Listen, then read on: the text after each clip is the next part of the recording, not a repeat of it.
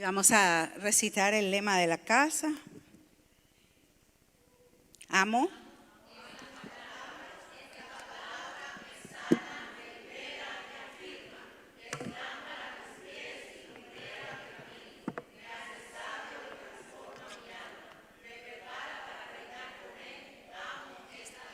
Amén. Pueden sentarse.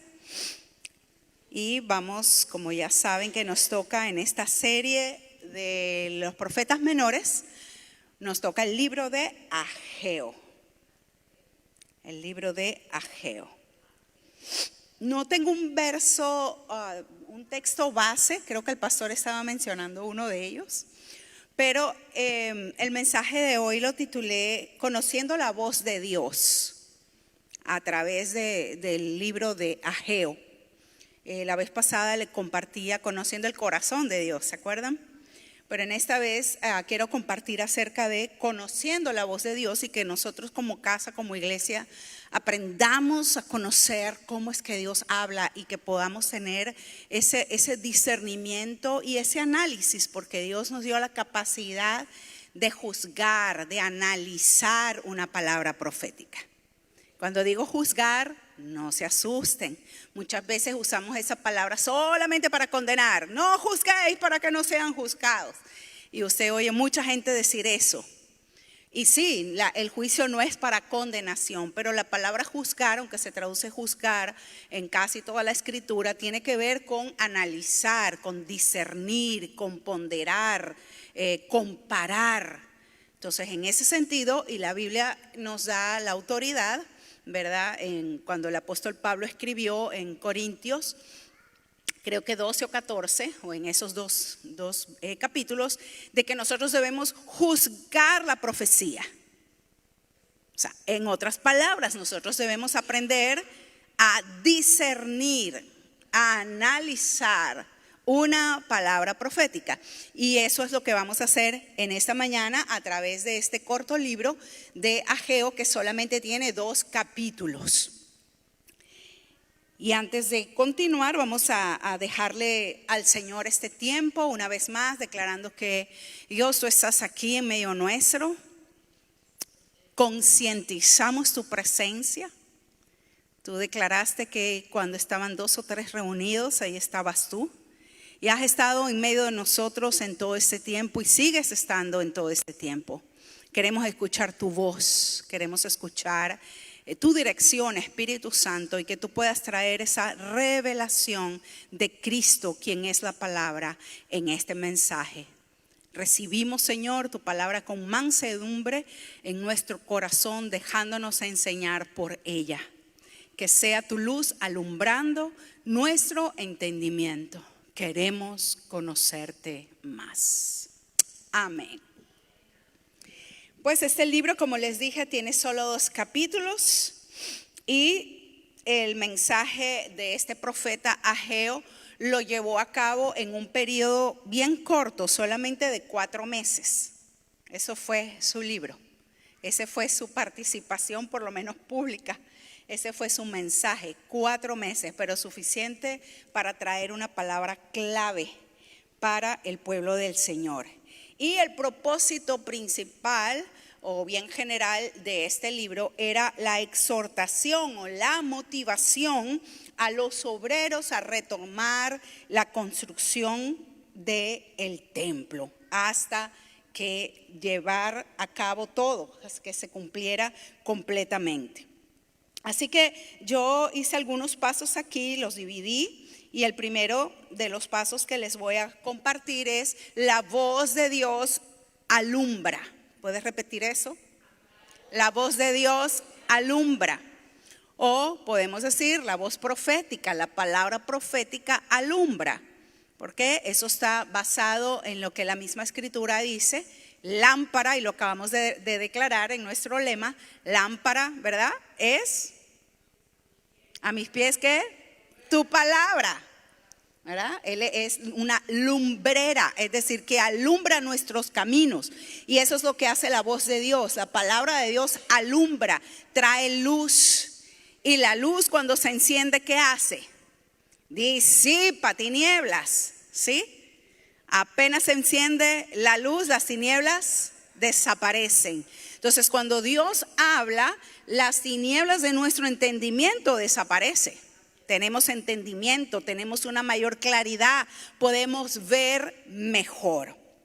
En el capítulo 1, y vamos a estar analizando desde el 1 al 7, ¿verdad? Vemos que el profeta Ageo le da este mensaje a Zorobabel, que era el gobernador de Judá, y también se lo da a Josué, que era el sumo sacerdote.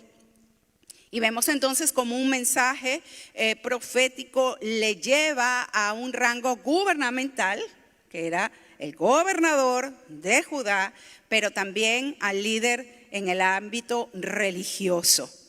Y eso es muchas veces una de las características de un profeta de oficio. En aquellos tiempos hemos visto todos estos profetas menores, todos los profetas Dios los usaba para traer una palabra de confrontación al rey o al líder religioso en ese tiempo. Entonces le dice allí en el verso 2, esto es lo que dice el Señor de los ejércitos celestiales. El pueblo alega, todavía no ha llegado el momento para reconstruir la casa del Señor. Eso es lo que el pueblo alegaba. En el verso 4, el Señor a través del profeta Ageo les dice, ¿por qué viven ustedes en casas lujosas mientras mi casa permanece en ruinas? ¿Se dan cuenta? Entonces trae luz. ¿A qué? A una realidad que ellos estaban viviendo. Y notemos que la voz de Dios, como es luz, interrumpe muchas veces lo que está pasando. La voz de Dios viene a interrumpir, en este caso viene a interrumpir la manera de pensar del pueblo. Todos estaban de acuerdo en que no era el tiempo de reconstruir la casa del Señor. En otras palabras, estaban sin responsabilidad alguna. ¿Por qué no tenían la responsabilidad? Porque creían que no era el tiempo. ¿Cuántas veces estamos fuera de nuestra responsabilidad porque pensamos que no me toca a mí, le toca a otro? Este es el tiempo de yo disfrutar. Yo estoy demasiado joven para servir al Señor. Este es mi tiempo, es mi tiempo. Así dijeron por allá. Mi tiempo de hacer mucho dinero en esta nación, porque igual yo me voy a ir. Voy a trabajar y trabajar, porque total. Entonces vemos que el pueblo tiene una manera de pensar, todos están de acuerdo. Yo me imagino que si se hablaban entre todos, todos se confirmaban entre todos. Sí, es que no es el tiempo, tranquilo, tú sigue haciendo lo que quieras hacer. Vete a Home Depot y compra todo lo que necesites, embellece tu casa. No es el tiempo de la casa del Señor. Todos estaban de acuerdo. Así que en un sentido, cuando todo el mundo está de acuerdo, todo el mundo está feliz. ¿Cierto? Que nadie te lleva a la contraria. Pero entonces viene Dios y alumbra y prende la luz a las tinieblas. Y dice, ¿cómo es posible que ustedes estén diciendo que no es el tiempo de reconstruir el templo? ¿Cómo es posible que ustedes estén viviendo en casas lujosas mientras mi casa está en ruinas? Ya como que les interrumpió, ¿verdad? Esa aparente paz, esa aparente tranquilidad, se viene y se mete en el medio del camino. Y eso es lo que hace la voz de Dios. Como luz, la voz viene a interrumpir, ¿sí? No siempre es agradable escuchar la voz de Dios, porque la voz de Dios no viene para hacernos sentir bien. Ese no es el propósito. Por eso que los mensajes proféticos, que son verdaderos, que son de parte de Dios, no siempre vienen para hacernos sentir bien. Nos va a hacer sentir bien cuando nos alineamos a esa palabra. Pero cuando nos dan una palabra profética que viene a interrumpir nuestro camino, que viene a interrumpir nuestra manera de pensar y que por ende me está cambiando la manera de actuar o que me está requiriendo que yo haga un cambio, entonces no es tan fácil ni tan agradable recibir la voz de Dios como luz, ¿sí? Muchos quieren que la voz profética o que Dios sea un motivador. Y por eso hay mucho pueblo que se encuentra en muchas iglesias donde solo se habla de un mensaje motivacional que les haga sentir bien a todo el mundo.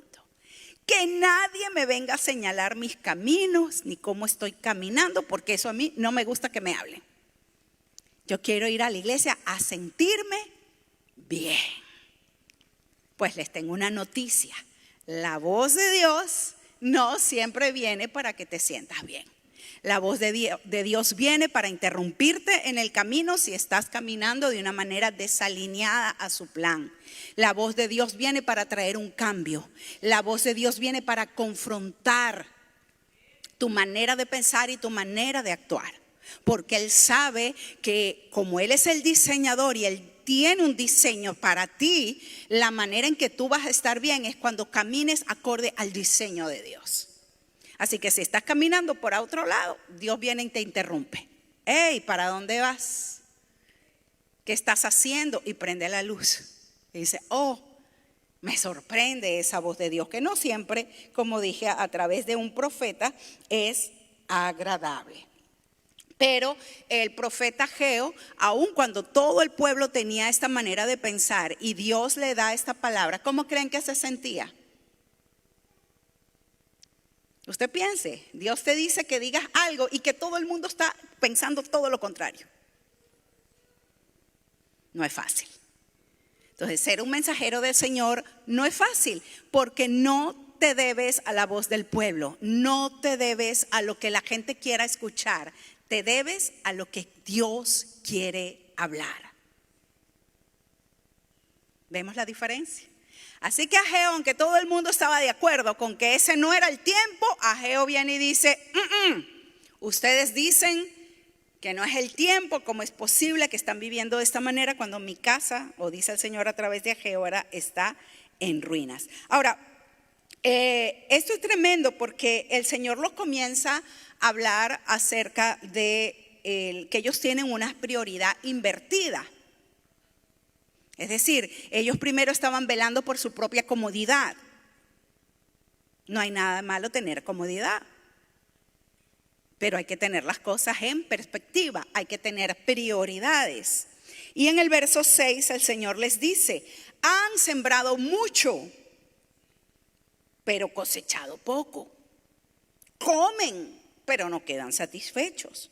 Beben, pero aún tienen sed. Se abrigan, pero todavía tienen frío. Sus salarios desaparecen. ¿A cuánto le pasa eso? El salario desaparece. Como si los echaran en bolsillos llenos de agujeros. Ya casi no tenemos el dinero en los bolsillos, pero en las cuentas de banco pareciera que se disipan, ¿no? Pareciera que se borra. Cuando llegan ahí, ya, cuando venimos a ver, ya no hay nada. Ok, entonces Dios les está diciendo, en el verso 10 les dice, es por causa de ustedes que los cielos retienen el rocío y la tierra no produce cosecha. En otras palabras, Dios les dice, no vengan a pensar que soy yo, que es mi culpa que no les proveo. Ustedes están haciendo todo lo que están haciendo y sin embargo no están recibiendo toda la cosecha que deberían de recibir. No están experimentando, no están recibiendo el fruto de todo lo que están sembrando. No están viendo el esfuerzo de su trabajo. Se están afanando en esto y en aquello y todavía no es suficiente. Y Dios les dice, no es por mi causa, es por la de ustedes. Los cielos retuvieron el rocío y la tierra no produce cosecha. Vamos a entrar un poquito a fondo en eso, pero vean cómo la luz les hace darse cuenta de algo que a lo mejor ellos no se habían dado cuenta. O sea, a lo mejor ellos en su pensar estaban afanados, haciendo todo lo que tenían que hacer y aún más, ¿verdad? Para estar cómodos, para vivir en otro nivel, estaban en una prosperidad, pero veían que no les alcanzaba y a lo mejor ni siquiera les pasaba por la mente que tenían una prioridad invertida. Y la luz de Dios, a través de una voz profética, viene a confrontarlos. Tienen las prioridades invertidas. Eso me parece a mí a lo que el Señor dijo en Mateo 6. Busquen primero, ¿qué? El reino de los cielos y ¿qué? Y su justicia, y lo demás vendrá por añadidura. ¿Qué quiere decir? ¿Que el dinero va a caer del cielo? No, sino que nosotros vamos a hacer lo que a nosotros nos corresponde hacer, y la bendición de Dios va a estar en lo que hacemos para que nos alcance y nos sobre. Que no es el esfuerzo humano, es la bendición de Dios a nuestro esfuerzo, a nuestra responsabilidad, y no al revés. ¿Cuántos operamos al revés en la casa del Señor?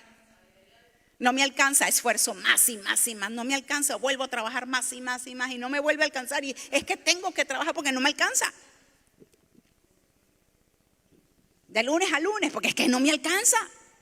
Si llego a descansar un día, ese día lo que dejo de ganar no me va a alcanzar. Eso está bien para los que no son hijos de Dios, pero nosotros tenemos un Padre que vela por nosotros. Amén. Nosotros tenemos un Padre que es un Dios proveedor y que tiene pacto con nosotros. Pero debemos caminar conforme al diseño del reino. Si primero buscamos su reino y su justicia, la bendición de Dios va a estar allí, de que todo lo demás va a ser añadido. Sin ansiedad, sin estrés. Que eso es lo que le decía el Señor en Mateo 6, ¿verdad? No se afanen. No se afanen por estas cosas. En Mateo, sí, en Mateo. Entonces Dios les pone en perspectiva.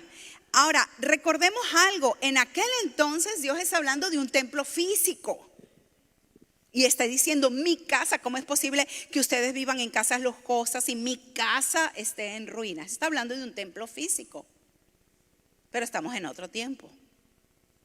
No es que lo material no sea importante, no es que porque Dios no le importe lo material vamos a tener este lugar como un desastre, ¿verdad? Y todavía hay cosas que tenemos que arreglar, lugares que están por ahí que hay que arreglarlas, porque Dios se merece lo mejor, ¿cierto? Pero la prioridad no es el templo físico. Recordemos que tú y yo hemos sido hechos templos del Señor. Nosotros somos los templos vivos. Nosotros somos la casa del Señor. Nosotros juntos somos la iglesia. Escuché, juntos, no que yo soy la iglesia. Por ahí hay un mensaje que se ha hecho viral y todo el mundo se lo ha comprado. Es que yo soy la iglesia. No, usted no es la iglesia. Somos todos. El cuerpo de Cristo. Nos necesitamos unos a otros. Somos interdependientes y conformamos el cuerpo. Entonces, nosotros somos la iglesia del Señor. Entonces, ¿qué está diciendo Dios ahí? Que a veces prestamos más atención a las cosas materiales, ¿verdad? Al afán de esta vida, de este mundo, para tener el estatus que este mundo requiere. Y descuidamos la casa del Señor. Descuidamos la casa del Señor. Entonces podemos tener autos lujosos, casas lujosas, pero vidas destrozadas. Y Dios está diciendo, ¿cómo me vas a decir que no es el tiempo de reconstruir la casa? Primero, lo primero. Y primero es su reino. Y su reino no se compone de templos físicos. Su reino se compone de almas redimidas por la sangre del Cordero y en un proceso de santificación, de sanidad, de liberación. Ese y esa somos nosotros, la casa del Señor, que necesita seguir siendo reconstruida. Todos estamos en reconstrucción. No hay nadie que ha llegado al final. Amén. Si me ven, estoy en reconstrucción todavía. ¿Sí? Te veo a ti, estás en construcción todavía. ¿Sabe cuándo voy a llegar a hacer lo perfecto? Este templo perfecto, cuando me vaya con el Señor. Ahí voy a hacer lo perfecto. Es más, en lo natural hasta da risa. Usted mira, estamos en nuestras vidas y decimos cuando alguien se va, ¿verdad? Cuando alguien parte de esta tierra, ¿qué decimos? El mejor de los mejores, el mejor pastor que hubo, el mejor tío, el mejor hermano, el mejor amigo, el mejor todo. Pero mientras estaba en vida ni prestamos atención. Entonces el día que yo me vaya, ese día voy a ser la mejor pastora, la mejor amiga, la mejor hermana, la mejor abuela, la mejor todo. Pero mientras estamos aquí, ¿estamos en qué? En construcción, estamos siendo reconstruidos. Ahora el Señor toca un tópico ahí bien importante. Él le dice, es por causa de ustedes que los cielos se han cerrado. Miren qué tremendo, mis amados. Como iglesia nosotros tenemos que ser entendidos que la tierra fue puesta bajo la autoridad del hombre. Cuando el Señor creó al hombre, le dio la autoridad sobre la tierra. Y cuando Adán y Eva pecaron, ¿qué pasó con la tierra? La tierra cayó también bajo maldición. Entonces todo lo que tú y yo hacemos influye en la respuesta de la tierra, aunque usted no lo crea. Pero es lo que Dios les está diciendo allí. Les está diciendo, es por causa de ustedes que los cielos retienen el rocío. Es decir, que hay una sequía y no hay cosecha. En otras palabras, pueden sembrar, pero la tierra no está respondiendo. No es porque Dios lo hizo, sino por causa de que ustedes están operando en un orden invertido. Y la tierra no responde. Hoy día estamos viendo pasar muchas cosas con la tierra. Inundaciones, terremotos, volcanes. ¿Y qué es lo que la mayoría de la gente dice? Dios mío, ¿dónde está Dios? ¿Dónde está Dios? ¿Verdad? Miren lo que dice Levítico 18:28. ¿Dónde está Dios? Así que no contaminen la tierra. Creo que deben de tenerlo allí en pantalla, si lo pueden poner, por favor. Levítico 18:28. ¿No está allí? Bueno. ¿Sí? Ok. Así que no contaminen la tierra. ¿Ni qué? Ni les den motivo para que los vomite de ella, así como vomitará a los pueblos que viven allí ahora.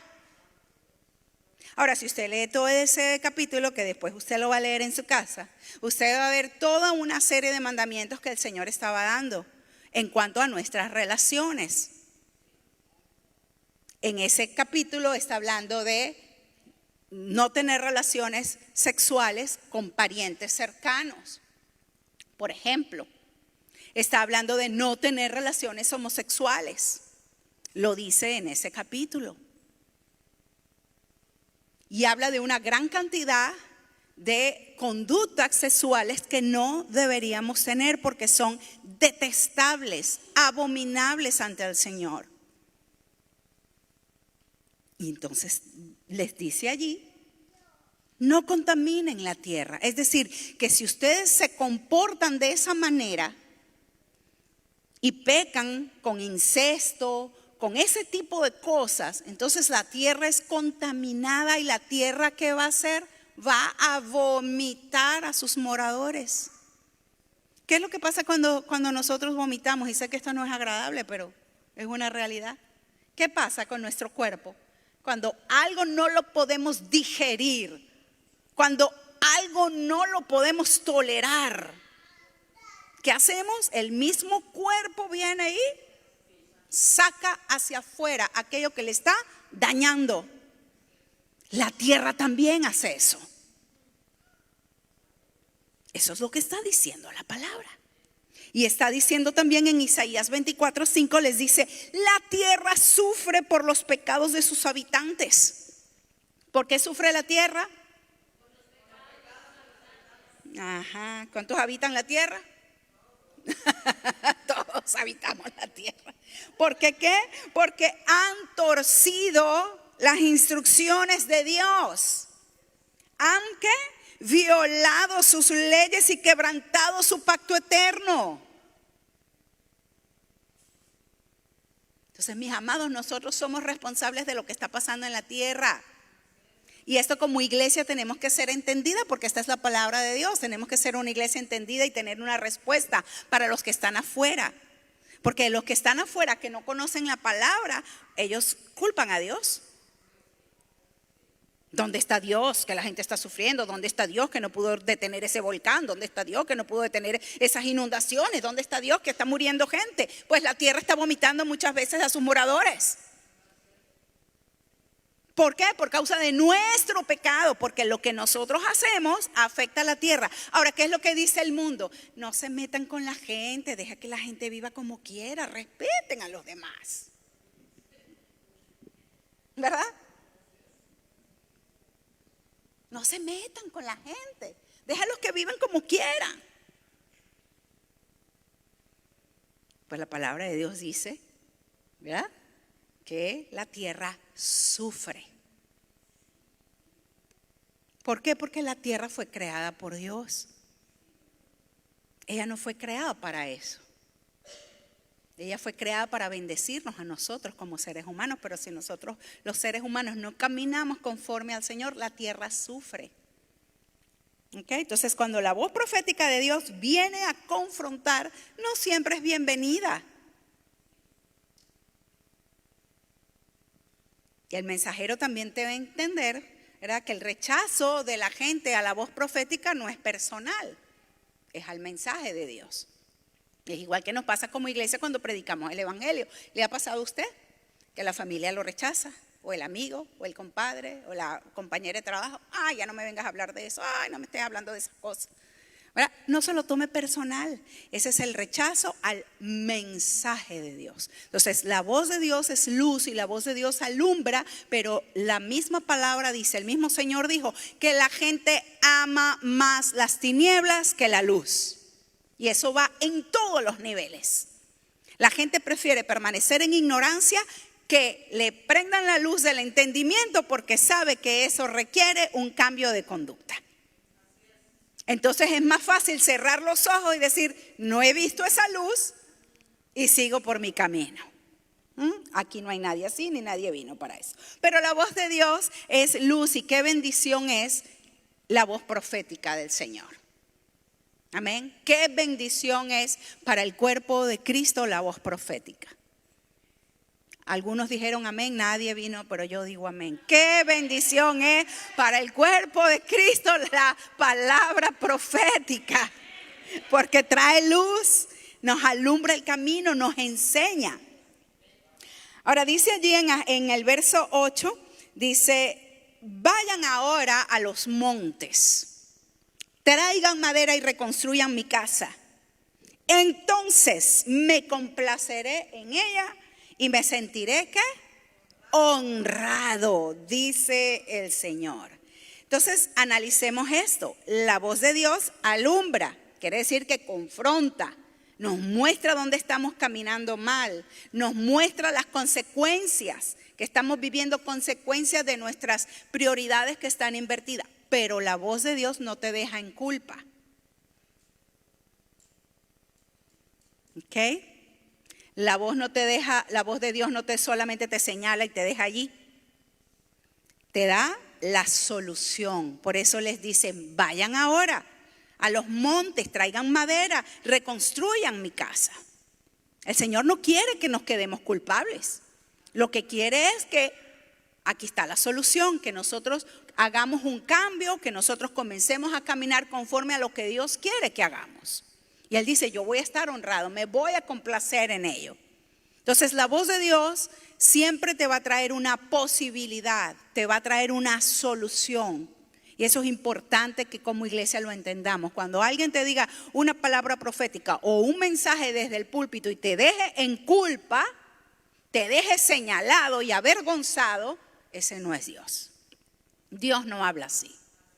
Dios puede hablar bien fuerte, decirnos nuestro pecado, pero nos va a abrir la ventana de la posibilidad de cambio y de restauración.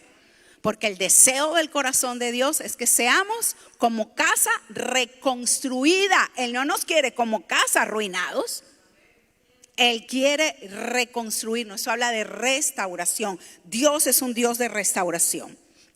Entonces nos alumbra, pero para traer conciencia, nos invita entonces al cambio y nos da la solución. Es como el apóstol Pablo lo expresó en Romanos, que dice: la paga del pecado es muerte. ¡Wow! ¡Qué fuerte! Sí, es cierto, la paga del pecado es muerte, pero si se queda allí, nos deja muertos. Pero ¿qué dice el versículo? Mas la dádiva de Dios es vida eterna en Cristo Jesús. Es cierto que la paga del pecado es muerte, pero no nos deja ahí. Nos enseña entonces el otro lado de la moneda. La dádiva de Dios es vida eterna en Cristo Jesús. Así que el Señor le dice: vayan a los montes, traigan madera, reconstruya mi casa. ¿Por qué? Porque Dios ama su casa. A ver, ¿a quién le gusta vivir en una casa destruida y arruinada? ¿A quién se deleita en una casa destruida y arruinada? ¿Verdad que no? Y si hay alguien aquí que le guste, hable conmigo al final, que yo lo libero. Dios ama su casa. Nosotros somos su casa. Y Dios es un Dios de excelencia. Dios es un Dios de restauración. Como les dije, recuerden que aquel tiempo hablaba de un templo físico. No hay nada de malo en tener un templo lujoso. No hay nada de malo, siempre y cuando la prioridad esté correcta. Porque si vamos a tener un templo lujoso para descuidar la casa del Señor, que son las almas, entonces ahí tenemos prioridades invertidas. ¿Cierto?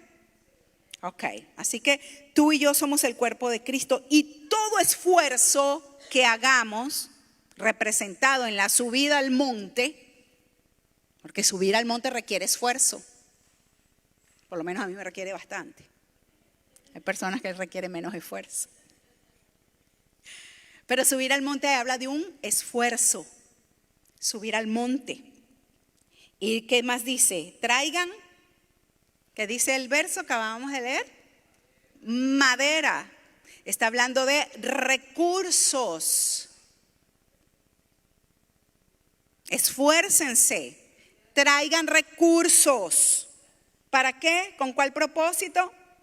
Para reconstruir su casa. O sea que el esfuerzo no es para nosotros envanecernos. El esfuerzo en traer los recursos es construir la casa del Señor, reconstruir la casa del Señor. Porque nosotros somos su prioridad. ¿Cómo seremos su prioridad? Que de tal manera amó Dios al mundo, que ha dado lo mejor, de lo mejor, de lo mejor, de lo mejor, de lo mejor que tenía, para que todo aquel que en Él crea no se quede como una casa arruinada y abandonada, sino que pueda ser una casa con vida eterna, una casa con vida abundante, una casa digna de Él, porque Él habita en nosotros. Amén. Así que todo el esfuerzo debemos hacerlo para edificar la casa del Señor. Subir al monte, traer los recursos y reconstruir la casa. ¿Cómo puedo edificar la casa del Señor? Comenzamos en casa, literalmente en nuestra casa, en nuestra familia. Yo debo esforzarme y debo buscar los recursos que sean necesarios para edificar mi casa, para edificar mis hijos, para edificar mi matrimonio, porque esa es la casa de Dios y Dios va a ser honrado en ello. Dios se va a complacer. Si lo decimos al revés, entonces por eso muchas veces usted ve gente que se la pasa 24 horas al día en el templo, pero sus familias están completamente arruinadas. Porque esa era la concepción que teníamos antes. Que buscar el reino de Dios era estar en el templo físico la mayor parte del tiempo. Y descuidábamos, ¿qué? La casa. Se descuidaban los matrimonios, se descuidaban los hijos, porque había que estar en la casa de Dios. Pero bendita la voz de Dios que trae luz y nos dice: ustedes son mi casa. Tenemos que edificar la casa. Entonces, primero nuestros hogares. que haya esfuerzo y recursos educativos, materiales, lo que sea necesario. Si tengo que ir a una terapia, voy a ir a una terapia, pero para ser mejor mamá o para ser mejor esposa o mejor esposo. Si tengo que sanar conductas del pasado, voy a buscar esos recursos porque tengo que edificar mi casa, la casa del Señor. Y vamos a ponerlo en segundo lugar, aunque no es que esté en segundo lugar, la iglesia. Si no hacemos eso entre nosotros, los edificadores, bueno, dice la palabra que en vano trabajan los edificadores si Jehová no edifica la casa. Pero los edificadores no son los pastores solamente, ni los evangelistas, ni los profetas, los edificadores somos todos. La palabra de Dios dice que nos edifiquemos los unos a los otros. ¿Cómo estás edificando la casa del Señor? A uno dice, yo ni siquiera sabía que tenía que edificar la casa. Bueno, hoy se está encendiendo la luz. ¿Cuáles son los recursos que Dios te ha dado? Entre esos recursos están los talentos que Dios te dio. Entre esos recursos está el conocimiento que puedas tener, el entendimiento de la palabra. Está la intercesión. Y están también las cosas materiales. Porque dice la palabra, ¿cómo le vas a decir a un hermano que tiene necesidad? ¡Ay, que Dios te bendiga! Teniendo tú con qué darle. Le vas a decir que Dios te bendiga, que te vaya bien, que Dios te proteja. Dice la palabra, no. ¿Cómo puede morar el amor de Dios en un corazón así? Lo dice el apóstol Juan. Entonces nuestros recursos, todo lo que Dios nos ha permitido tener, tiene que ser para un propósito de edificación. Y esto nos pone en conciencia. ¿Cómo estoy usando mis finanzas? Solo para embellecer mi casa, mi carro, mi ropa, mi closet. ¿Cómo estoy usando mis finanzas? ¿Estoy usando mis finanzas para edificar la casa del Señor? ¿Estoy usando los talentos que Dios me dio para edificar la casa del Señor? ¿Cómo estoy bendiciendo a mi hermano o a mi hermana? ¿Cómo lo estoy ayudando a crecer en la fe? Tu testimonio, ¿sabes esto? Que tu testimonio no lo puede compartir otra persona. Lo que Dios ha hecho contigo es tu historia única y es un tremendo recurso para tú poder edificar a otro. Amén. Y el Señor dice entonces allí que estará, ¿qué? Complacido. A ver, quiero volverlo a leer. Me complaceré en ella, me complaceré, es decir, en su casa. ¿Y qué? Y me sentiré honrado. Cuando tú edificas a otros, estás honrando a Dios. Cuando tú usas de tus esfuerzos, tus energías y tus recursos para edificar la iglesia, para edificar tu casa, estás honrando a Dios. Dios se siente honrado porque estamos caminando bajo su diseño. Punto número 3, la voz de Dios responde acorde a nuestra respuesta. Y esto es bien interesante que lo entendamos. Dios responde acorde a nuestra respuesta. En el verso 12 dice, entonces Zorobabel, hijo de Salatiel y Jesúa, hijo de Josadac, el sumo sacerdote y todo el remanente del pueblo de Dios, comenzaron ¿a qué? A obedecer el mensaje del Señor su Dios cuando oyeron las palabras del profeta Ageo, a quien el Señor su Dios había enviado. El pueblo temió al Señor. Es decir, que tanto el gobernador como el sumo sacerdote y el remanente del pueblo obedecieron la palabra de Dios. Qué maravilloso, a Ageo no le fue tan mal. Por lo menos no le fue como a Amós. ¿Se recuerdan lo que pasó con Amós? Se los había contado la vez pasada. Vamos a ponerlo allí en Amós 7, 12 y 13. Que el sumo sacerdote le dijo que es Amasías, dice, entonces Amasías envió órdenes a Amós, vete de aquí, profeta, regresa a la tierra de Judá, gánate la vida profetizando allá. No nos molestes con tus profecías aquí en Betel. Este es el santuario del rey, el lugar nacional de culto. Eso lo vivió Amós, el rechazo completamente del mensaje profético. Pero a Ageo no le fue tan mal. Dice que desde el gobernador, el sumo sacerdote y el remanente del pueblo, wow, tuvieron temor de Dios y obedecieron la palabra. Pero sea que obedezcan o no al mensajero, recordemos que es la respuesta del pueblo a Dios, no al mensajero. Y eso también nos pone a nosotros en el otro lado. Cuando nosotros rechazamos al mensajero, no estamos rechazando al mensajero realmente, estamos rechazando el mensaje que viene a través del mensajero. Hello. Así que bueno, él tuvo una muy buena experiencia al ver la respuesta. Y ahí entonces el Señor responde, verso 13. Luego Ageo, el mensajero del Señor, dio al pueblo el siguiente mensaje. El Señor dijo, yo estoy con ustedes, dice el Señor. ¿Cuándo les dio el mensaje? Después que decidieron obedecer. Mis amados, pareciera algo obvio, pero entiendan esto, y como iglesia tenemos que ser entendidos. Dios no respalda la desobediencia.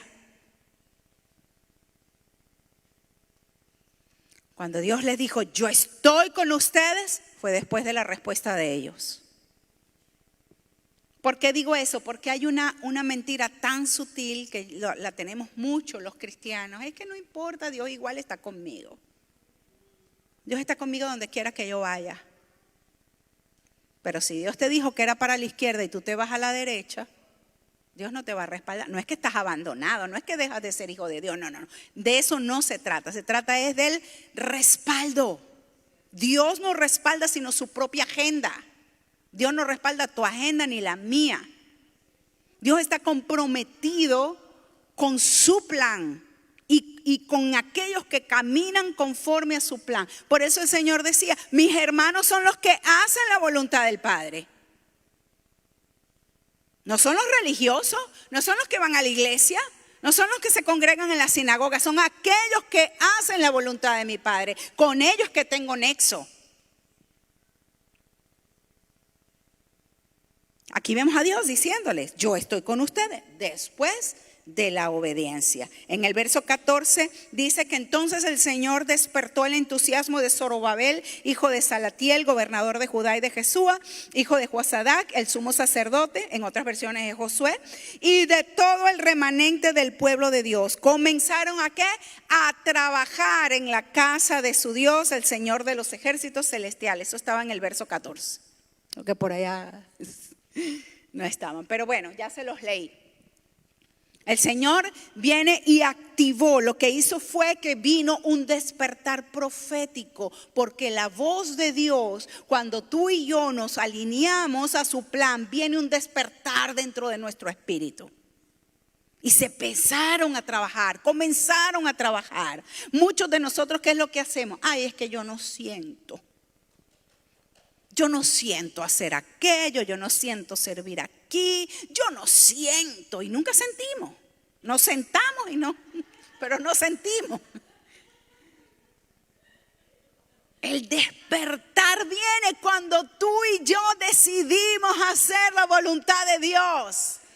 Cuando nos alineamos a su voz, entonces viene un despertar, viene como una impartición del poder del Señor, del Espíritu de Dios.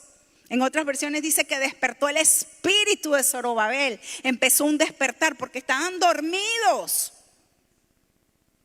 Estaban dormidos porque ellos pensaban que no era el tiempo. Estaban tranquilos, bien relajados. Y viene un despertar. Vamos, manos a la obra. Nadie se despierta para quedarse en la cama todo el día. Bueno, algunos sí, pero la mayoría, ¿verdad? La mayoría, ¿verdad? Nos despertamos para entrar en acción. ¿Sí? No, eso fue lo que pasó. Ellos se despertaron por la voz de Dios y viene entonces esa energía, esa fuerza para empezar a trabajar en la casa del Señor. En el 2:4, en el capítulo 2:4 le dice, sin embargo ahora el Señor dice, Zorobabel, sé fuerte. Jesúa, hijo de Josadac, sumo sacerdote, sé fuerte.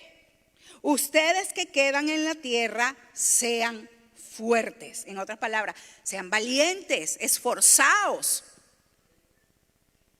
Así que ahora manos a la obra, porque yo estoy con ustedes, dice el Señor de los ejércitos celestiales. Entonces la voz de Dios te invita a la acción, pero te anima. Hey, esfuérzate. No es que porque yo estoy contigo te vas a cruzar de brazos y yo lo voy a hacer todo. Tú vas a hacer lo que te corresponde a ti. Y mi presencia está contigo. Lo que quiere decir es que yo te respaldo. Yo soy el garantor del final, del fruto. Pero hay que esforzarse. Por eso es que el reino es de los valientes. Hay gente que se lo dejan todo a Dios. Si Dios quiere, Él hará. Primero Dios. Pero no nos esforzamos. No hacemos nada. Entonces no se da. Es que no era de Dios. Mis amados, tenemos que despertar. Que la voz de Dios nos despierte para hacer todo aquello a lo cual Él nos ha llamado. Así que esa palabra es la palabra de exhortación. La voz de Dios es una palabra que te exhorta a levantarte de tu condición. Sé fuerte, esfuérzate, pon de tu parte, haz lo que tengas que hacer, que yo estoy contigo. Vamos, adelante. Mientras estés alineado a mi plan y a mi voluntad, yo te voy a respaldar. Es básicamente lo que Dios le está diciendo.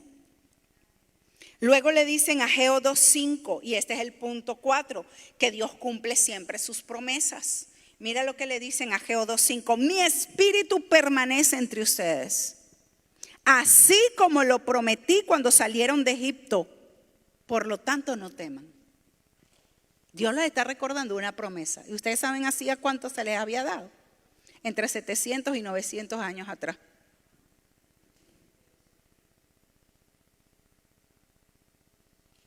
Todavía, 2000 años después de Cristo, el Señor nos recuerda sus promesas. Porque Él sigue edificándonos en fe, en confianza. Él quiere que le confiemos. Y Él está diciendo, mi espíritu está entre ustedes. Recuerden que cuando los saqué de Egipto, eso fue lo que yo les dije. Imagínense. ¿Y qué nos dice el Señor hoy? No teman, yo estoy con ustedes. ¿Cierto? Nos sigue animando, nos sigue fortaleciendo en fe, en confianza. Luego dice en el verso 6 y 7, el Señor de los ejércitos celestiales, que es Dios, en hebreo es Sebaot, dice, dentro de poco haré temblar los cielos y la tierra, los océanos y la tierra firme una vez más. Haré temblar a todas las naciones y traerán los tesoros de todas las naciones a este templo. Llenaré este lugar de gloria, dice el Señor de los ejércitos celestiales. En todas las demás versiones, en vez de decir traerán los tesoros de todas las naciones, dice vendrá el deseado de las naciones.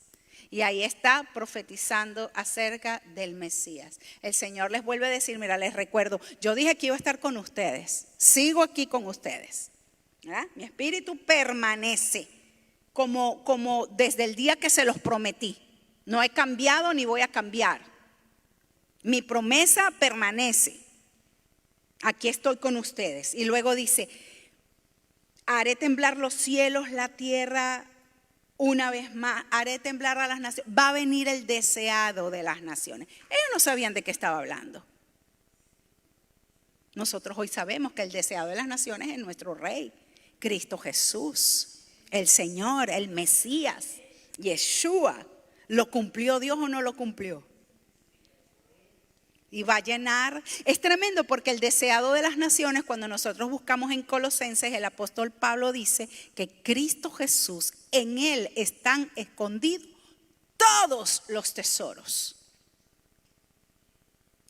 En Cristo están todos los tesoros del conocimiento, de la sabiduría, todo está en Él. Por eso es que la gloria es llena, la casa es llena de su gloria. Porque el que contiene todos los tesoros está en nosotros. Imagínense la riqueza que nosotros tenemos como pueblo del Señor. Y las riquezas no consisten en los bienes materiales que tengamos, consiste en la persona que habita en nosotros. El deseado de las naciones. Aleluya. Y sigue diciendo el Señor: la plata es mía y el oro es mío, dice el Señor de los ejércitos celestiales. La futura gloria de este templo será mayor que su pasada gloria, dice el Señor de los ejércitos celestiales. Y en este lugar traeré paz. Yo, el Señor de los ejércitos celestiales, he hablado.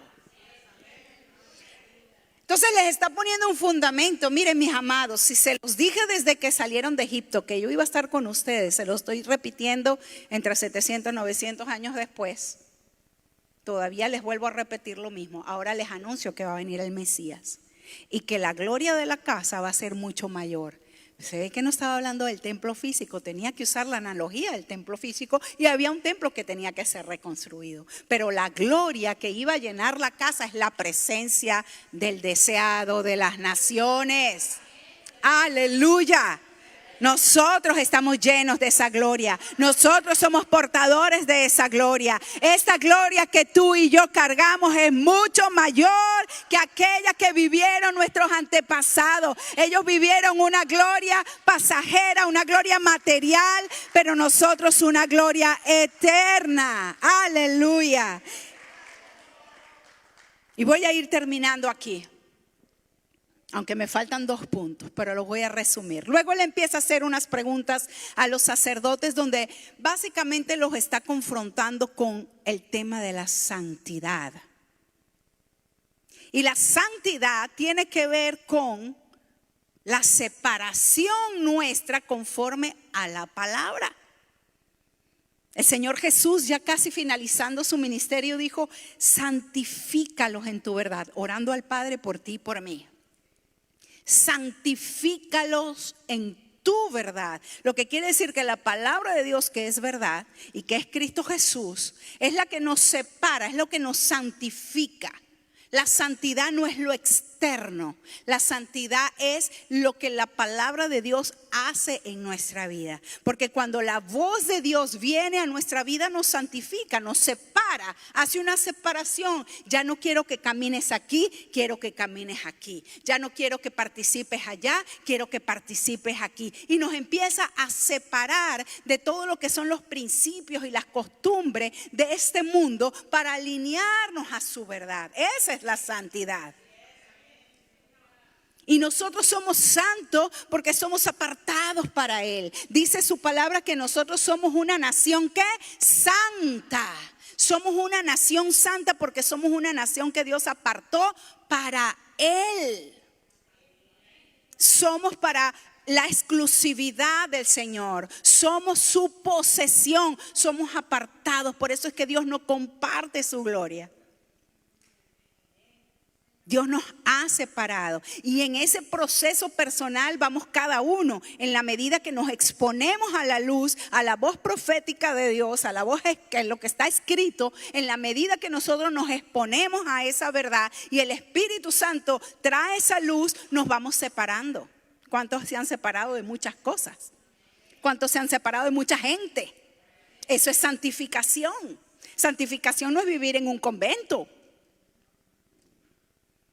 Todavía hay parte de la iglesia que piensa que la santificación tiene que ver con las cosas externas. Yo recuerdo hace muchos años, me acuerdo que a mi esposito lo invitaron a predicar en una iglesia y las normas de esa iglesia era que no se podía ir con pintura de uña. Y pues yo no sabía. Pero yo fui a acompañarlo. ¿De acuerdo? Creo que fue en Maracay. Y me acuerdo que cuando llegué yo cargaba las uñas pintadas, así como ahorita. Cargaba las uñas pintadas y en lo que llegué me dijeron, espérese aquí un momentico. No me preguntaron ni sí ni no, me buscaron un algodón con un acetón y me quitaron la pintura para poder entrar al templo. Me sentí tan santificada.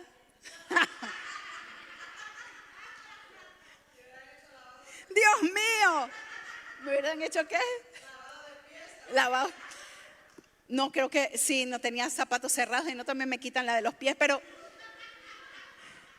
me puedo reír ahorita. Pero es que a veces creemos que esas son las cosas, ¿verdad? Como que si me quito lo de afuera, hace un efecto en mi corazón. La santidad es adentro. Podemos estar llenos de pecado, de lujuria, de envidia, de mentira y a por fuera andar bien. Pero Dios quiere su casa que sea reconstruida conforme a su verdad, conforme a sus principios. Esa es la manera que Dios nos embellece, de adentro para afuera. Amén. Así que el Señor entonces habla y les vuelve a recordar, ¿verdad? Ya finalizando versos 18, 19, Él que quería que ellos aprendieran la obediencia y que entendieran que aún la tierra estaba alineada a la obediencia de ellos. El Señor les dice, ustedes han visto que estoy parafraseando en esos últimos versos. Ustedes han visto fruto, no han visto fruto, pero desde hoy, le dice el Señor, los voy a bendecir. Desde hoy en adelante los bendeciré, porque habían desatado la bendición ellos a través de su obediencia. Muchas veces queremos la bendición de Dios sin alinearnos a su voluntad. Mis amados, quiero decirles, Dios no es un genio de la lámpara de Aladino que usted frota 3 veces con 3 oraciones o 3 ayunos o 3 vigilias y le pide el deseo de su corazón y Dios está allí para cumplirle sus deseos. Ese no es el Dios a quien nosotros servimos. Servimos a un Dios creador de los cielos, de la tierra, un Dios majestuoso, santo, santo, santo. Los cielos de los cielos no lo pueden contener. Nosotros hemos sido creados para la gloria de Él. Nosotros hemos sido creados para su deleite. Y el deleite es que nos alineemos a su voz, que nos alineemos a su voluntad. No creo que haya un padre que se complazca en la desobediencia de un hijo. ¿Se siente usted bien, papá, cuando sus hijos desobedecen o andan rebeldes? No, por supuesto que no. Igual nuestro padre. Nuestro padre se siente complacido cuando usted y yo le obedecemos. Él se siente honrado cuando le obedecemos. Y Él lo dejó bien claro. Si me aman, dijo el Señor Jesús, si me aman, entonces obedezcan mis mandamientos. Nuestra prueba de amor con Dios no es decir, ay Señor, yo te amo, y hacer mi voluntad. Es que yo te amo tanto, pero hasta ahí no, Señor, voy a hacer lo que yo quiero hacer. Nuestro amor realmente hacia el Señor es, aquí estoy, Señor. ¿Sabes qué? Me cuesta. O no quiero, pero me voy a rendir. Porque yo soy la ofrenda.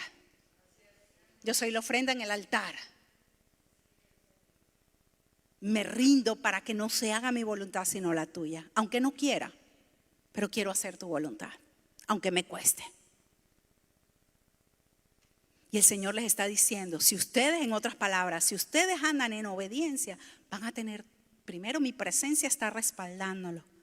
Y la tierra responde. La tierra responde. Eso parece increíble, pero es así. La tierra va a responder. Miren lo que pasó en Egipto y con esto termino. Ya he dicho que voy a terminar hace como media hora.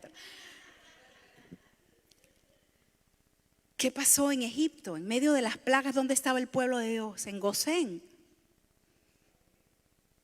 Las plagas todas afectaron a Egipto, pero a la tierra de Gosén no llegó nada. Porque la presencia de Dios estaba respaldándolo. Dios estaba allí.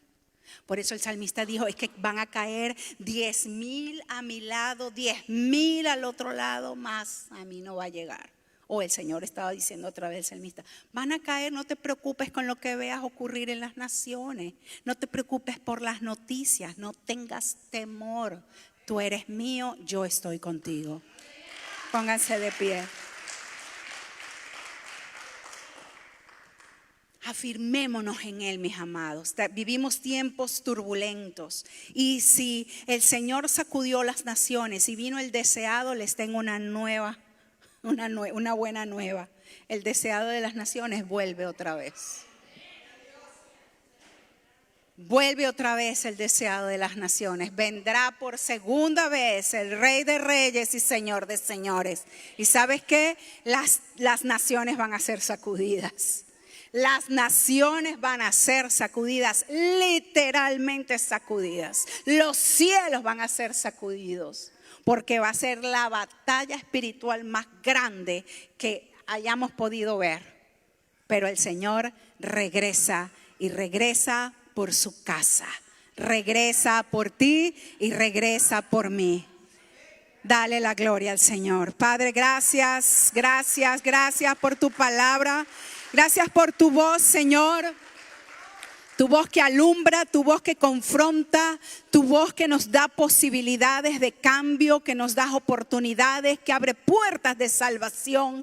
Señor, tu voz que viene a energizarnos, a empoderarnos para hacer tu voluntad, para trabajar en aquello lo cual tú nos has llamado. Te damos la gloria, la honra y el honor. Que esta palabra, Señor, tu Espíritu Santo pueda usarla como una lumbrera en nuestro caminar. Señor, que nos capacite para poder discernir en todo tiempo tu voz, para poder, Señor, juzgar las palabras proféticas de este tiempo. Cuando hay y se levantan tantas voces, cuando hay tantos falsos profetas, falsos apóstoles, falsos maestros, Señor, que el oído nuestro, Señor, pueda ser capacitado para aprender a escuchar tu voz. Que por más fuerte que nos confrontes con nuestro pecado, nosotros podamos ver, Señor, que es tu llamado a un cambio, tu llamado para alinear nuestras sendas. En el nombre poderoso de Jesús te damos la gloria, la honra, el honor, la alabanza y el poder. Eres fiel, permaneces fiel, serás siempre fiel. Aleluya. Amén y amén. Son bendecidos, mis amados.